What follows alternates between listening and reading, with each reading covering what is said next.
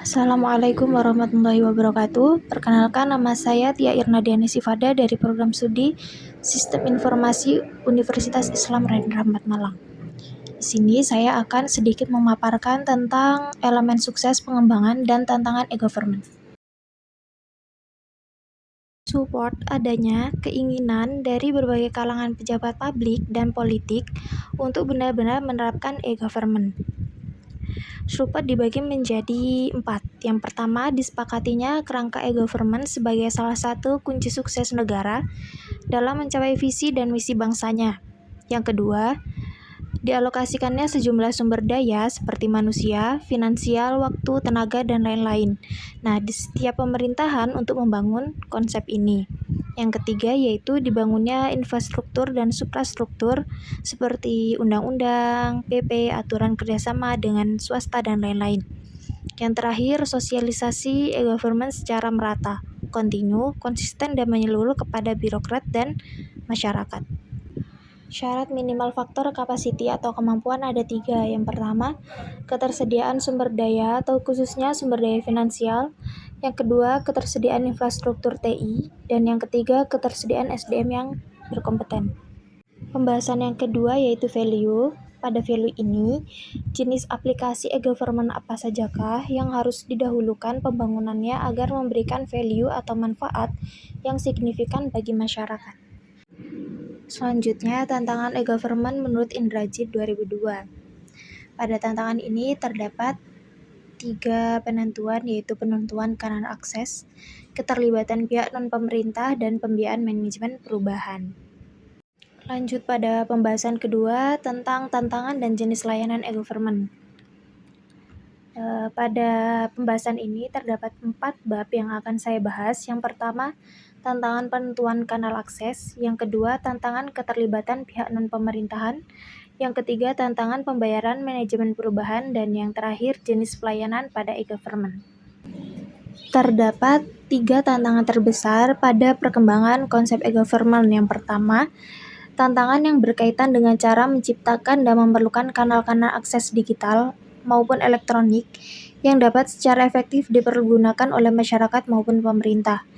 Yang kedua, tantangan yang berkaitan dengan keterlibatan lembaga-lembaga lain di luar pemerintah dalam mengembangkan infrastruktur maupun superstruktur e-government yang dibutuhkan. Yang terakhir, tantangan yang berkaitan dengan penyusunan strategi, institusi, atau masalah biaya dan operasional.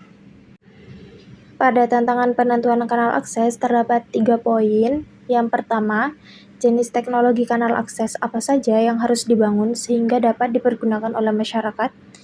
Yang kedua, bagaimana agar keberadaannya dapat merata di seluruh wilayah negara sehingga dapat mengetuk setiap lapisan masyarakat yang ada.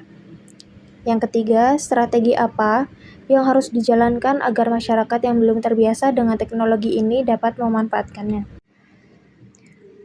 Solusi permasalahan pada tantangan penentuan kanal akses.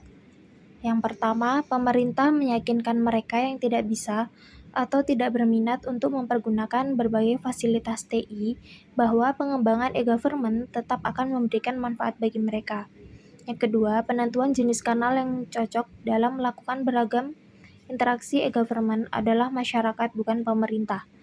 Yang ketiga, pemerintah harus memiliki cetak biru, master plan yang jelas mengenai kemana arah pengembangan akan diadakan. Ada 3 tantangan keterlibatan dalam pihak non-pemerintah.